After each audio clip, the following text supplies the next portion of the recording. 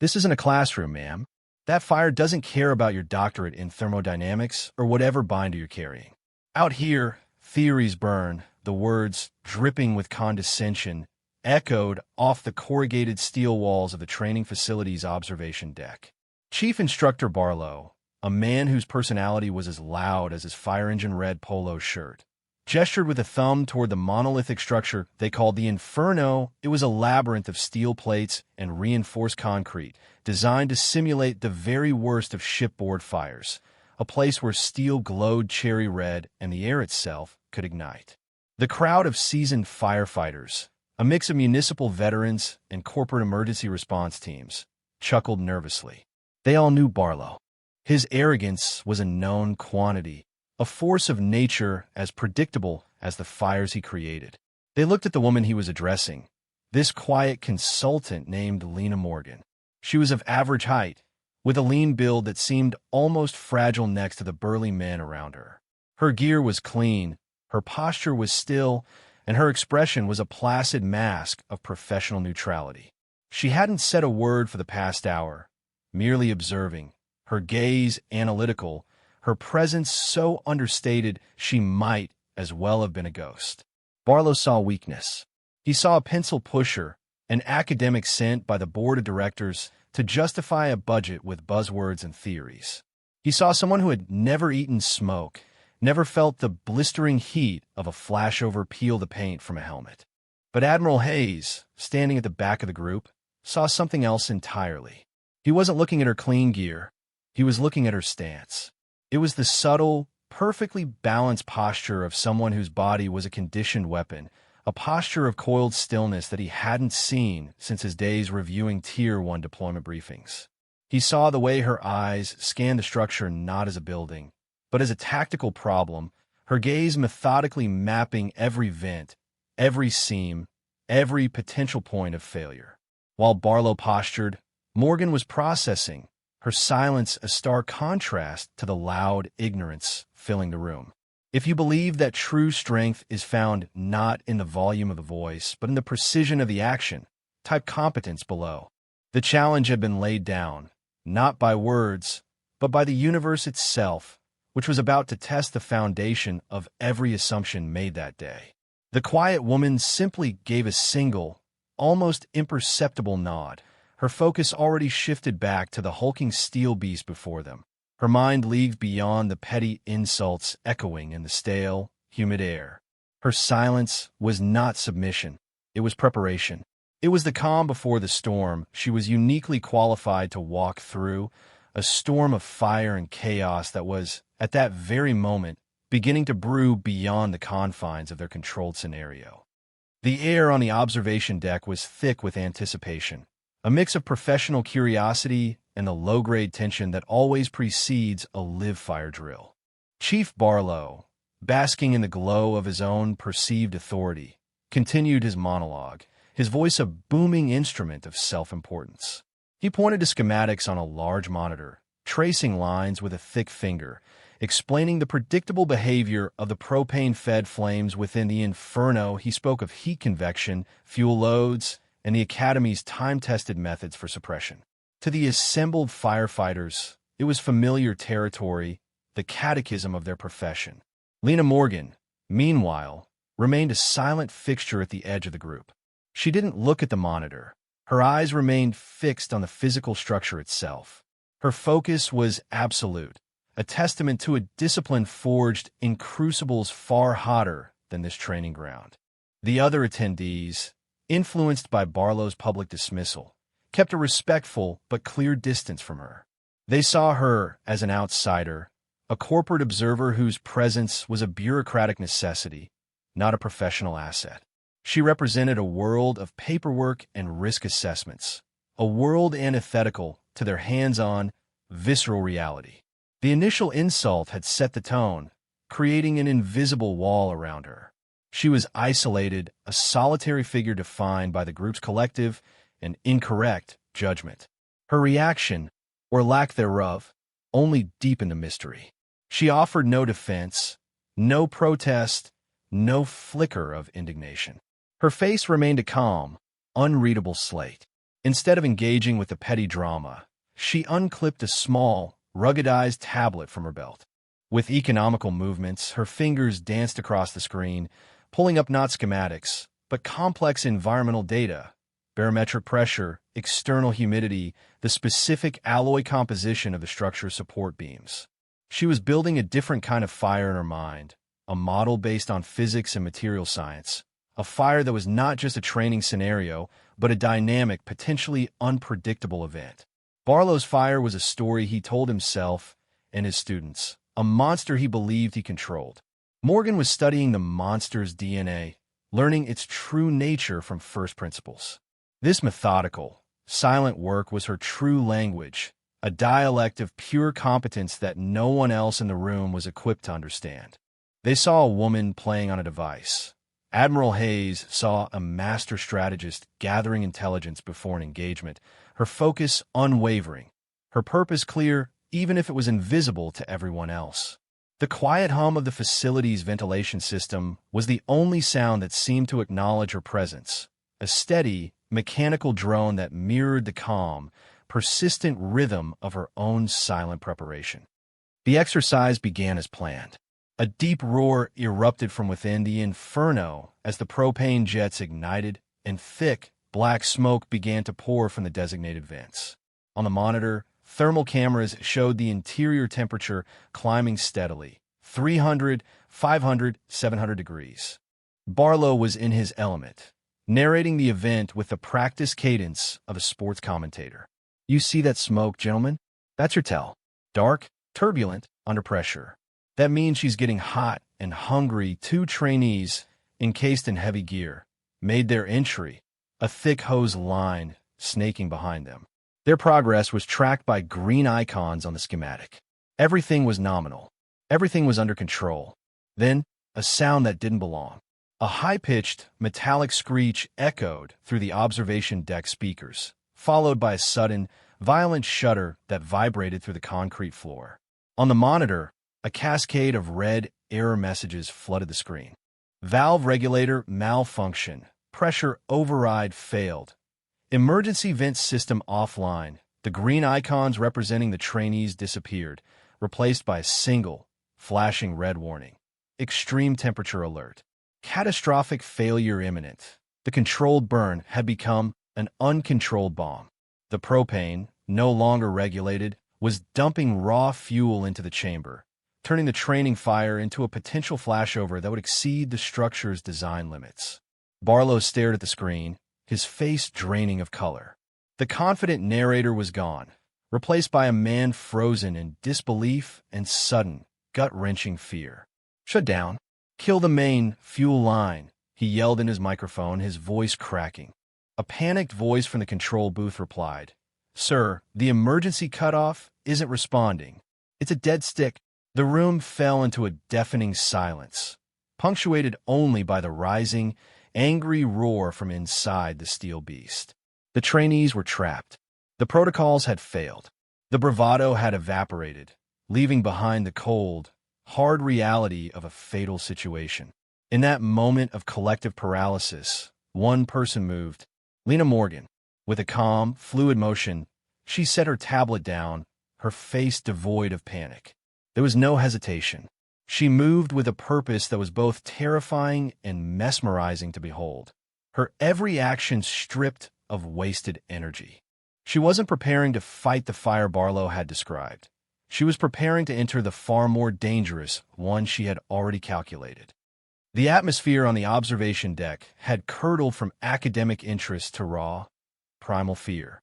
Seasoned firefighters, men who had faced down infernos in collapsing buildings, were now just helpless spectators, their faces pale masks of horror as they watched the thermal imaging camera display, temperatures climbing past the point of survivability. The air was thick with the stench of their powerlessness. But through this fog of panic, Morgan moved with an almost serene precision. Her preparation was a silent, rhythmic ballet of efficiency. She strode to an emergency locker, not with frantic haste, but with a long, determined gait. Her hands, steady and sure, retrieved a breathing apparatus, but not a standard one. It was a specialized, low-profile rebreather, the kind used in confined space combat operations. She checked the seals and gauges with a series of practiced, tactile gestures that spoke of thousands of hours of muscle memory. She didn't throw on a heavy turnout coat.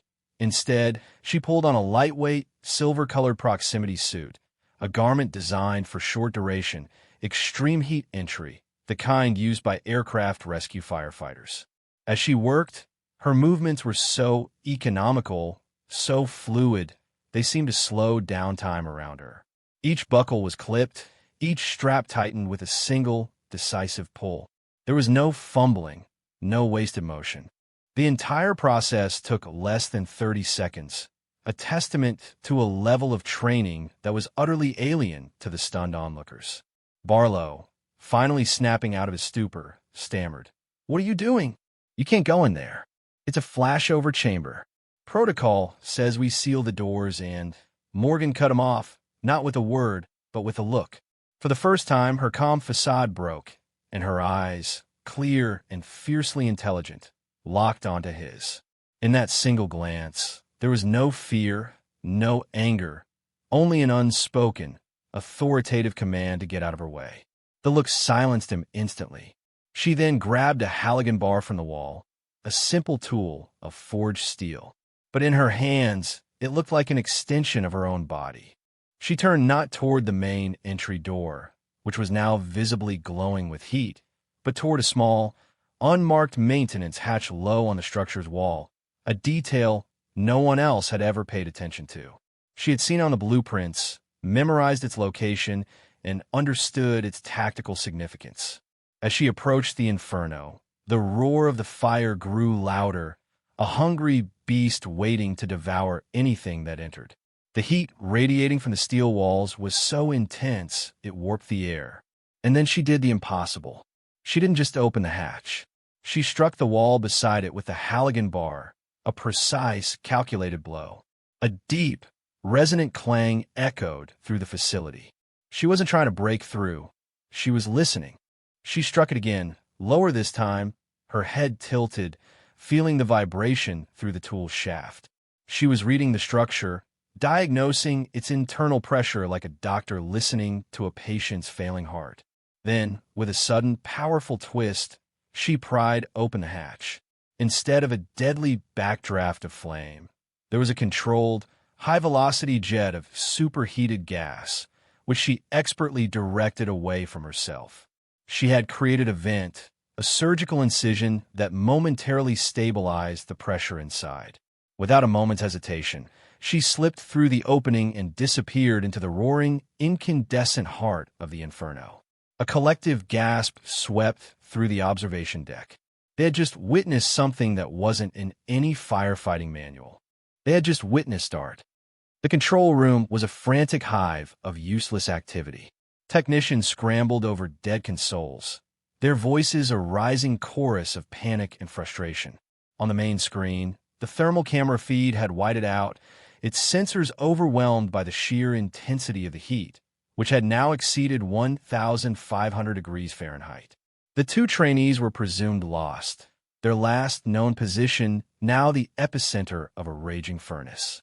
Chief Barlow stood like a statue, his face ashen, the full weight of his failure pressing down on him.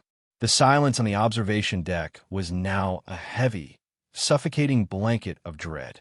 All eyes were fixed on the small maintenance hatch through which Lena Morgan had vanished.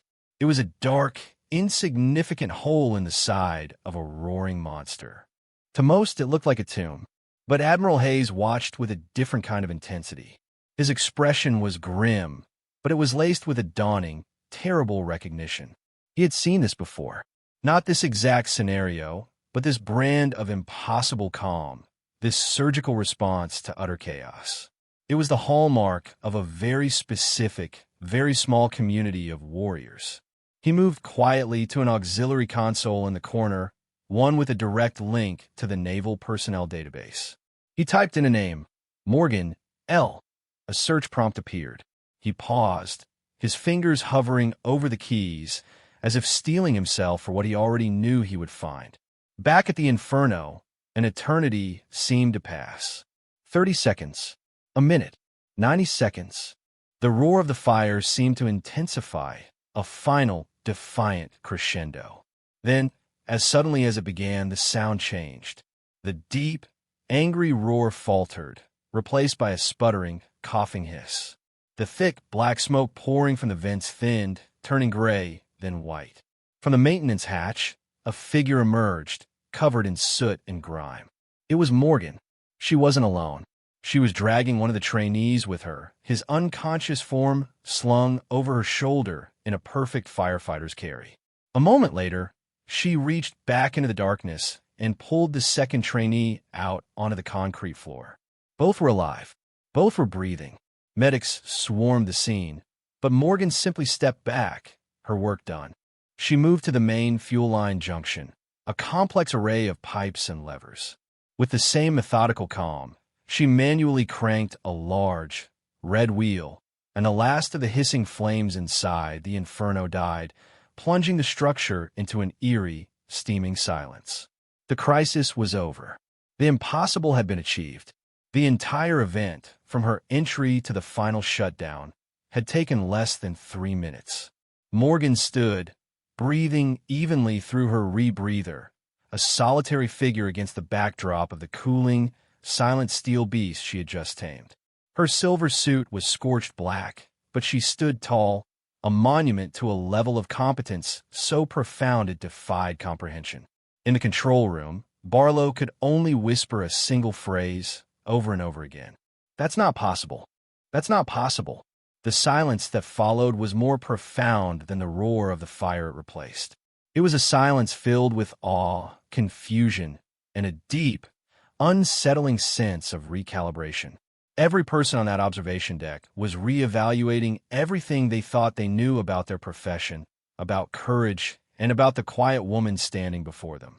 Her proximity suit was smoking slightly in the cooler air, and as she removed her rebreather, her face was streaked with soot, but her eyes were the same, impossibly calm, analytical, and distant.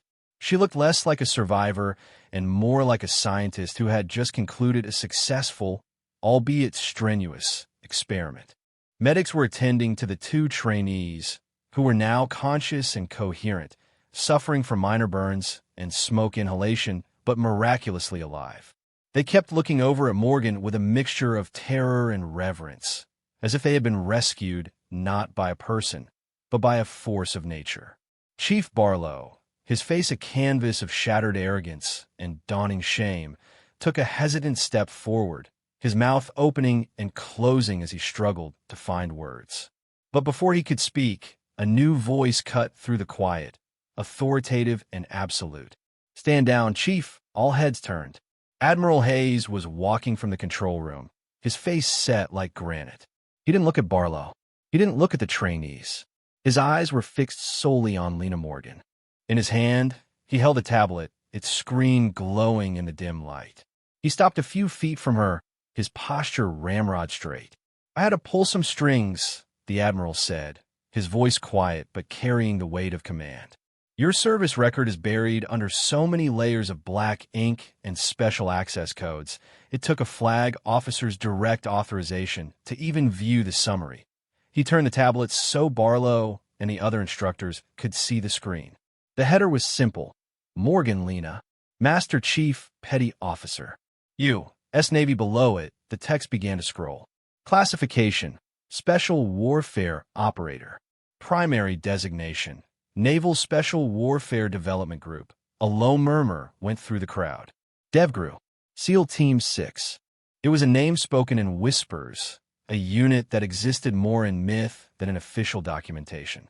The list continued, a staccato drumbeat of impossible achievements. Graduate, Bud/S Class 234. Advanced qualifications: Maritime Damage Control, Submarine Rescue, Explosive Ordnance Disposal, Master, Combat Medic, Combat Deployments, 12. Classified locations. Then came the awards. Bronze Star with Valor, Silver Star, Distinguished Service Medal, and at the very bottom, one entry that made the air freeze in everyone's lungs. Navy Cross. The citation was brief, almost insultingly so for the gravity of the award. For extraordinary heroism, during a rescue operation aboard a crippled submarine, under extreme fire and environmental hazards. The room was utterly silent. The academic in the clean gear, the woman Barlow had dismissed as a theorist, was not just a veteran.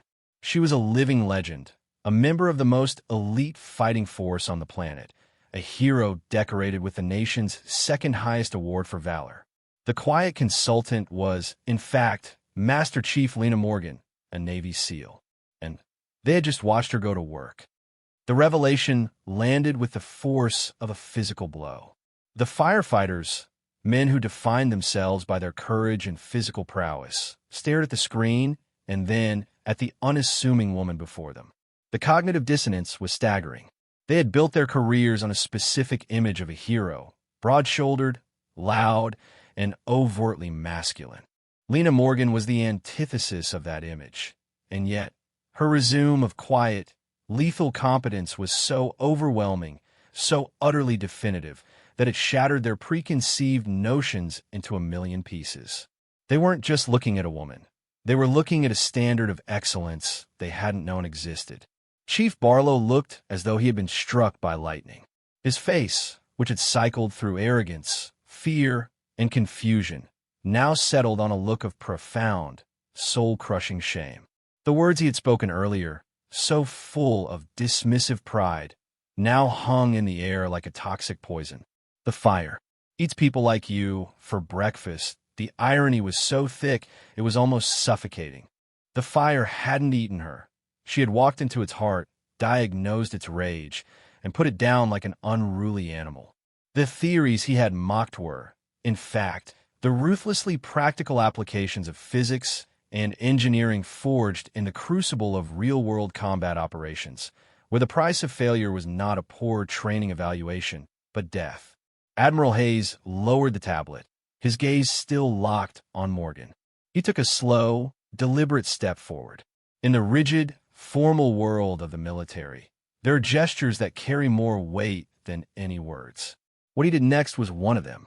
The Admiral, a man with 3 stars on his collar, a man who commanded fleets and answered only to the highest levels of government, squared his shoulders, brought his heels together with an audible click, and rendered a slow, perfect, full-dress salute to the enlisted Master Chief Petty Officer standing before him. It was a gesture of profound, almost breathtaking respect.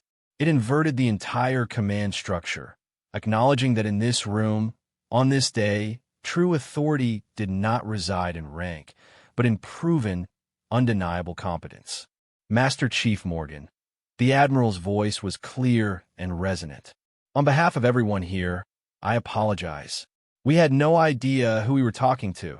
He then turned his steely gaze on Barlow and the rest of the instructors. Let this be a lesson for every single person in this program, he said, his voice dropping to a low, dangerous tone. Assumptions are cancer. Prejudice is a liability. You do not judge a warrior by their size, or their gender, or the volume of their voice. You judge them by their actions. Today, you are privileged to witness a masterclass in quiet professionalism. Do not ever forget it. Lena Morgan simply held the Admiral's gaze for a moment, then gave a slight, almost imperceptible nod of acknowledgement. She did not return the salute. In her soot-stained proximity suit, it would have been improper. But her silent acknowledgement was enough. The message was clear. Respect had been offered, and it had been received. The lesson had been delivered, not through a lecture, but through fire and courage. The story of what happened that day at the Inferno spread not like wildfire, but like the shockwave from a detonation. It moved first through the hushed, reverent whispers of the medics and trainees who had been there, their accounts laced with a sense of disbelief and awe. It then permeated the barracks and break rooms of the academy, passed from instructor to student, each retelling adding another layer to the burgeoning legend. They called her the Ghost, or the Master Chief. They spoke of how she moved through the chaos with unnatural calm, how she read the fire like a book, and how she walked out a 1,500-degree furnace with 2 men on her shoulders. The maintenance hatch she had used was unofficially renamed the Morgan Door.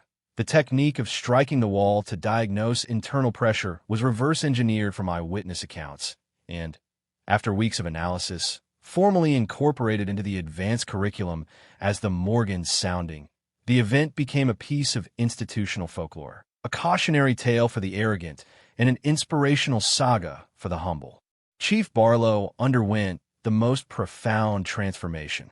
The incident had not just humbled him, it had broken him down and rebuilt him.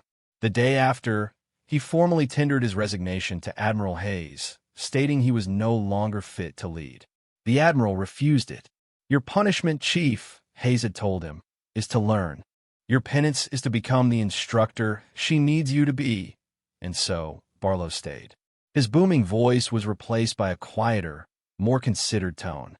He stopped telling war stories and started asking questions.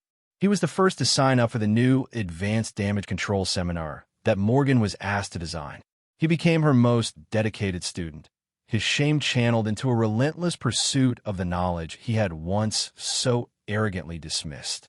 He was often seen after hours, long after the other instructors had gone home, practicing the Morgan sounding on a cold section of the training structure, tapping the steel with a Halligan bar, his head tilted, listening for the secrets he now knew it held. He carried the memory of his failure not as a burden, but as a compass, a constant reminder that the most dangerous enemy on any fire ground is not the flame, but your own ego. His journey from arrogant gatekeeper to humble student became a quiet, secondary legend, a testament to the transformative power of witnessing true greatness. The ripple effects of Master Chief Morgan's actions extended far beyond the Academy's walls. The two trainees she rescued became her fiercest advocates.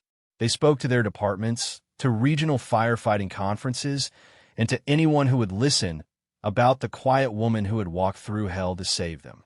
Their story was a powerful counter-narrative to the prevailing culture of bravado. It championed a different kind of hero, one who was defined by intellect, precision, and a profound humility. The Academy itself became a different place. The culture began to shift away from brute force and toward a more analytical, strategic approach to firefighting. Morgan, at the Admiral's insistence, accepted a permanent position as the head of special programs. She never raised her voice, never boasted of her past, and treated every student, from the greenest rookie to a seasoned veteran like Barlow, with the same quiet, professional respect. Her teaching style was minimalist and ruthlessly effective. She didn't lecture, she created problems. She would put students in no-win scenarios and simply observe, allowing them to fail, and then guide them through the debrief with precise, insightful questions. She taught them that the most important tool they carried was not the axe or the hose, but their ability to remain calm and think clearly under unimaginable pressure. A single photograph, taken by a security camera in the moments after the rescue, was framed and hung in the main briefing room. It showed a small, soot-covered figure in a silver suit standing calmly as chaos unfolded around her. There was no caption, no nameplate. There didn't need to be. Every person who walked through those doors knew the story. The photo became a symbol, a constant, silent reminder of the Academy's new ethos. It said that competence is quiet. It said that courage does not need to announce itself. It said that the most formidable force in any crisis is a disciplined mind. Lena Morgan remained an enigma to most, a quiet professional who deflected all praise and focused only on the mission at hand, making them better, making them safer. Her legacy was not in the medals she had earned or the stories told about her, but in the lives that would be saved in the future by the lessons she had taught, lessons paid for in fire and forged in the deafening silence of true mastery. Years passed. The Inferno was still the centerpiece of the Academy, but it was now approached with a reverence and intellectual rigor that had been absent before. The story of the Day of the Master Chief was now the first lesson every new recruit received. It was told not as a dramatic war story, but as a foundational parable by a much-changed Chief Barlow. His delivery was quiet, his tone humble, and his respect for the subject of his story was palpable in every word. He made sure every student understood that the greatest threat they would ever face was not a physical fire, but the internal fire of their own ego. He taught them that listening was more important than shouting, that observing was more critical than acting, and that the quietest person in the room was often the one they should be paying the most attention to. The Morgan sounding was a required certification for graduation, and the Morgan door now bore a small, simple brass plaque that read, "Competence is quiet." Admiral Hayes, now retired, often visited the academy as a guest lecturer. He would always end his talks by pointing to the photograph in the briefing room. He told the young firefighters that true leadership wasn't about giving orders, but about creating an environment where quiet competence could be recognized and unleashed. He spoke of how the greatest strengths are often hidden, masked by humility and a lack of desire for recognition, and that the true test of a leader is their ability to see past the surface and recognize the steel underneath. Lena Morgan herself was no longer a regular presence at the academy. She had been called away to other, quieter, more dangerous work, the kind of work that leaves no public record. But her presence was felt everywhere. It was in the revised training manuals, in the focused intensity of the instructors, and in the humble, analytical approach of the students. She had changed the institution not through force of personality, but through a single, undeniable demonstration of excellence. She had proven that a legacy is not built on what you say, but on what you do. Her silence had been more impactful than any speech, her actions more instructive than any textbook. She had walked into the flames, but the legend she left behind was not one of destruction, but of creation, the creation of a new generation of first responders who understood the profound, unshakable power of quiet professionalism. The true measure of a legacy isn't a plaque on a wall or a story told to recruits. It's not a name given to a maneuver or a door.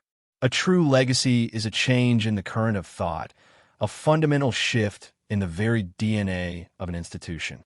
The academy was no longer just a place that trained firefighters. It was a place that cultivated professionals. It taught that the most critical moment in any crisis is the silent pause before action, the moment of calm assessment where intellect triumphs over instinct. It taught that the tools of the trade were secondary to the state of mind of the one who wielded them. The lessons Master Chief Morgan imparted that day became the bedrock of this new philosophy. The lesson of humility, embodied by the transformed Chief Barlow, who now championed the very ideas he once mocked. The lesson of respect, symbolized by an admiral's salute, a public acknowledgement that true authority is earned through action, not bestowed by rank. And the most important lesson of all, the lesson of competence, the quiet, unshakable, and absolute competence that needs no introduction, that requires no validation, that speaks its own truth in the language of decisive, effective action. The story endured because it was more than just a story. It was a blueprint. It was a guide for anyone who had ever been underestimated, for anyone whose skills were invisible to the loud and the arrogant. It was a promise that, in the end, when the systems fail and the protocols burn away, what remains is the individual. What remains is the quality of their character and the depth of their training. It is in that crucible that the truth is revealed. It is there that the quiet professionals inherit the earth, not through conquest, but because they're the only ones left standing who know how to put out the fires. The legacy of Lena Morgan was the enduring understanding that the loudest voice in the room is often the most insecure, and that true strength, the kind that can walk through flames and emerge unscathed, is almost always silent. For more stories where quiet competence triumphs over loud arrogance, and where professional discipline defines their worth, subscribe to Unknown Heroine Stories.